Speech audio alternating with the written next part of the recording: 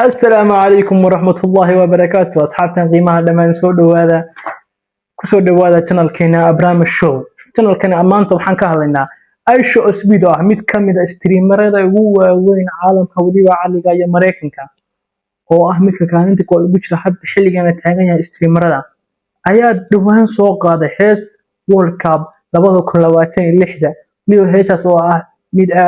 سوشي سبضن هو dadka caalamka dhan la yaabiyeen ninkan heestan hay ka keenay heeshaas oo xitaa ay noqotay heestii ka horeysa Shakira qaatay oo weelka ugu qaatay 2026 waliba iyada ka saameyn badatay xagga social media halka haday noqoto dhamaan waxa ahayn caalamka oo dhan walba hadda eegti heestaas ayaa reaction laga bixinaya waliba xagga video waa mataqaan qaabka duubista qaabka uu keenayo mataqaana balaarinta oo mataqareys u arshin karinayo aad ayaa loo yaabaya waliba heestan iyadoo aishu speed 24 saac iyadoo bistaala ayaa daawatay 120 milyan meesha 24 saac Shakira heestada ay tahay daawatay 25 milyan ama 70 milyan waxaan gaarin baa daawatay halkan waxay ka cadeynaysaa heestan inay tahay mid aad u saameyn badan aishu speed heestan waxa uu ku sheegayaa inuu waliba ninkan xitaa ma qarinayo wuxuu leeyahay Ronaldo Messi waxaan tahay Ronaldo sanadkan waxa uu sheegay World Cup-ka inuu ka gaaro gool wuxuu ku leeyahay kubaddu waa mid madadaalo hal daawado oo hal taageero marka waliba halkan hadda sida ka muuqata wuxuu soo galayaa heesaha dadka u cad marka heesaha World Cup-ka qaaday kaalinta hadda wuxuu ku jiraa asagoo heesa afar bil ma ka soo wareegtay umaynaya kaalinta saddexaad buu ku jiraa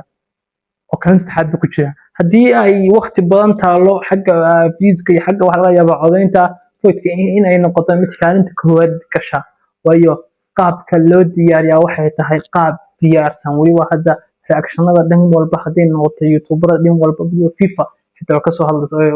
soo hadashay marka Aisha Speed sanadkani waa marna waa streamer marna waa waxa as leedahay waa fanaan marka nolosha ku kuftay dhinac walba ka eegaysaa ilaahay markana dhinacna ma gasho marka sanadkan Aisha Speed ma dadku waxay isleeyihiin ma noqon doonaa mid heesta World Cup 2026 lagu furfuri doono mise Shakira ayaa lagu furfuri doonaa haddaba dadku way ku jahwareersan yihiin mid unba laakiin qaadan doona insha Allah waana ka warsugi doonaa waatan heestani waatan hadda uu qaadayo Aisha Speed waliba waxa ku jira qaabka video waxa uu qaab diyaarsan uu habaysan oo macaan loo duubay هذا سيدا شكيرا لكن قصة أيضا بقى فيديو بلايين عانا كتيران مبابا يحركي بلايين عانا كتيران لكن أصو وشوفوا الرصدي ضد متقاعدين وفي برازيليا ما دين نقط دلان كسته وحوال به بسوسو بيارصدي لو الفيديو ما كان دعان لكن حق حتى سيدا حلقة نتاقيني هاي حق متقاعدة ساداشا أم حق متقاعدة إيا فيوس بنيدا إيو تاقيدا هستا معانكي الغرة حيسانيا إيش سبيل إيا وقتها marka bal waa ka war heli doona insha Allah wixii kala cusub marka asxaabta waka